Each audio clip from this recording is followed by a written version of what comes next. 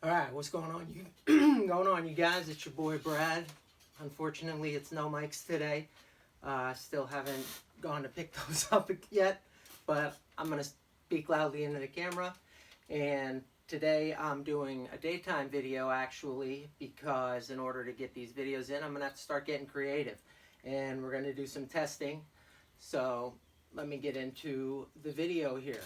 We are at the RPO BMX shop here in Bethlehem, Pennsylvania, Northeast PA, northeast of Philadelphia. All right, so the parts I'm testing that I am now carrying in the shop, the Federal Rewind grips. They're a thinner grip than the Command grip. I spoke about them in a different video, I believe. They're softer, they're slimmer, and compared to the Command, which is a really thick, solid rubber, these are a little squishier. They're, I would say, something around like a Brock Rayford grip, in between the softness of a Travis Hughes or Billy Perry grip, and not quite as soft as a Hoder grip would be, nor as thick either. But for those of you that like slim grips with nice ribbing, maybe like the Heaven's Gate, but a little bit thicker, good grips. We'll see. I'm going to try them out. Let's see how they do. All right, the other tester, we have a set of the Demolition Axes handlebars. I've been carrying Demolition and Volume products, but I haven't tested too many of them. I like to wait till I have a part in the shop for a while that's not selling, and then I test it. So I've had these Axes bars, and they're a little over 2 pounds. They have a 12-degree back sweep, 2-degree up sweep, which is perfect for me. I've talked about the Merit Andre bars, which also have a 12 and 2 geometry.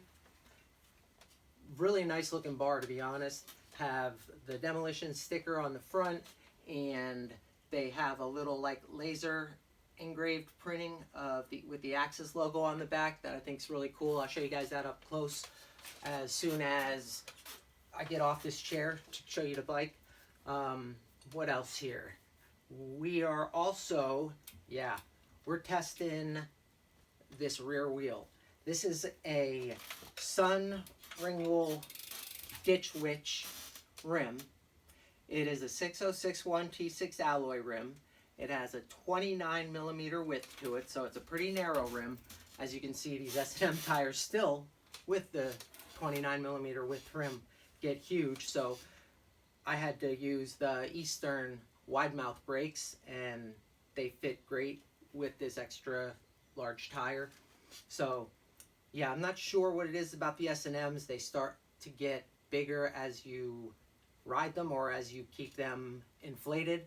So let's see if they're as forgiving and a little bit softer. I'll try to keep the PSI around 55, 50 and see if that helps my wrist at all. I took the Momentums out yesterday, and they were pretty solid. The Momentums I keep pumped, I'm going to say around 60, maybe 55, and they felt good. They lost a little bit of the slickness from the newness of them that I enjoy, because I like sliding around on tires for a little bit, but they were very sticky. So now we're going to be trying this S&M Speedballs and seeing if they're similar or not. Next, brakes, brake pads. These are the Cool Stop Salmon brake pads. A lot of brake pad reviews I'm sure you've seen. If you look them up, you don't ever see any of the statistics with the salmon ones. So I'm going to try out the salmon ones on these rims. Are kind of back in the day design, so they definitely were made to work well with brakes. So I figure why not try it out. I'm going to be trying these brakes. I'm going to be trying the other Cool Stop all-weathers, which are the Cool Stop red and black. I'm going to be trying the United, I'm not sure exactly what the name of these are, but they came with the United claw brakes, and they work pretty well. So we'll see as I compare them. I used these yesterday. These are the E-Claw.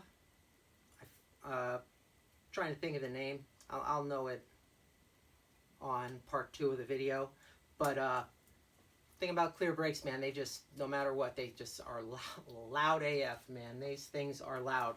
And as cool and neat as the design is, I'm not going to use them because they're loud and they sound crazy. Don't like it. Don't care. Love the sound of a loud cassette. It's not, oh, I can't stand loud. I don't like the screechy noise. It's a feminine noise. I don't like it. So, me being that I'm not a female, love the ladies, just don't really want to be one. So, also, the Diatec Ombre brakes, brake pads. These are the standard brake pads that come with the Diatec Ombres. One of the, I'm going to say like the standard in brakes.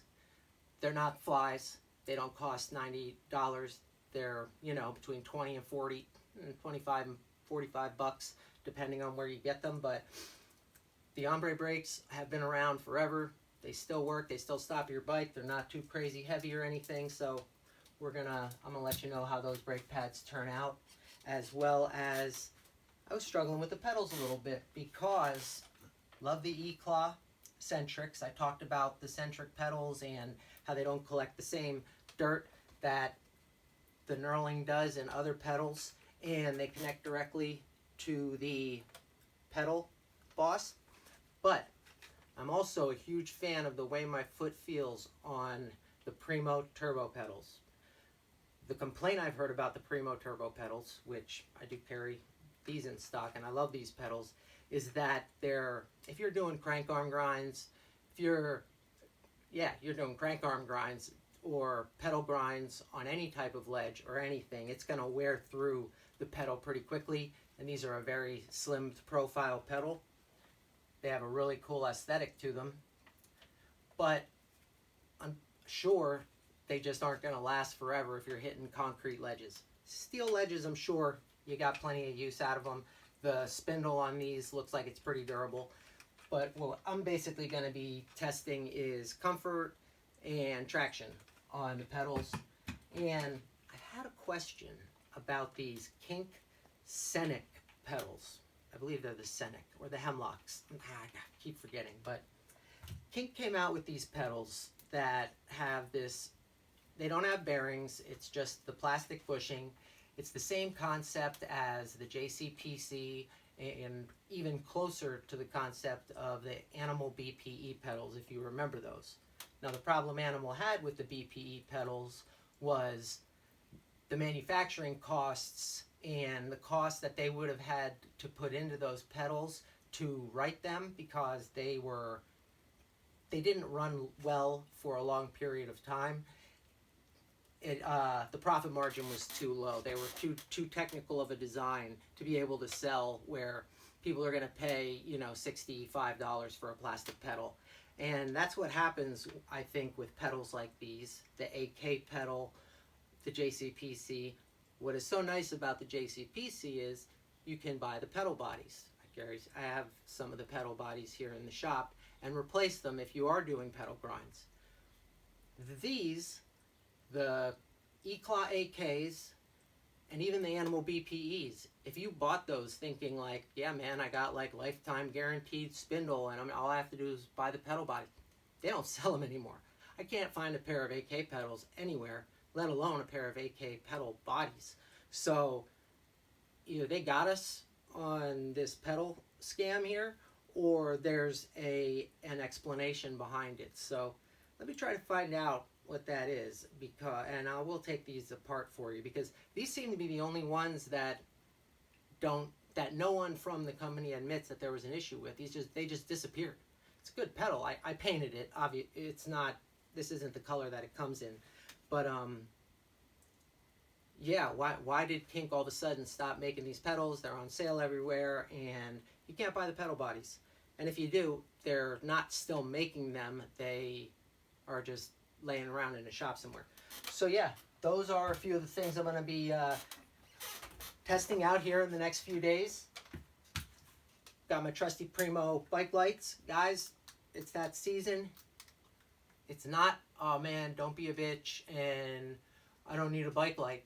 You use the lights because people driving, like kids, 16, 17 driving, they will hit you because they are terrible drivers. So get your bike lights, man.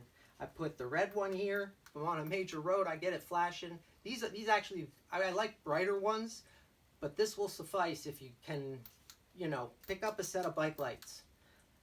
I'm gonna have to look into how many people get hit by cars that aren't using bike lights, but I'm pretty sure there's a lot of things going on distracting people in their cars these days that the bike lights might help. Still a man if you use lights on your bike. Doesn't emasculate you at all. So, yeah, any questions on this one?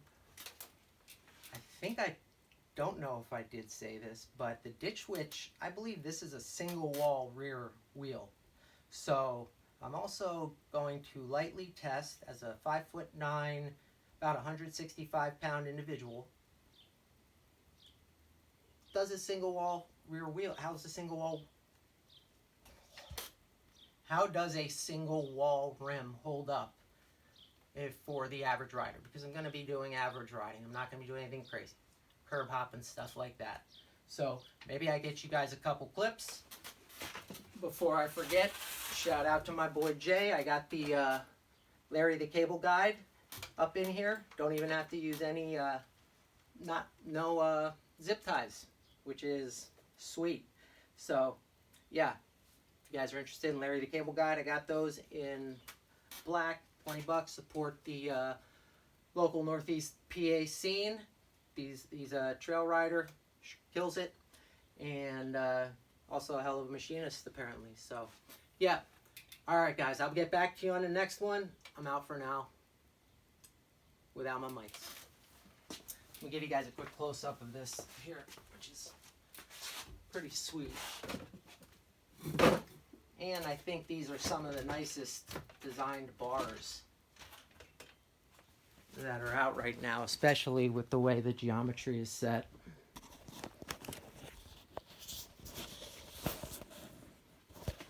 Sorry about that.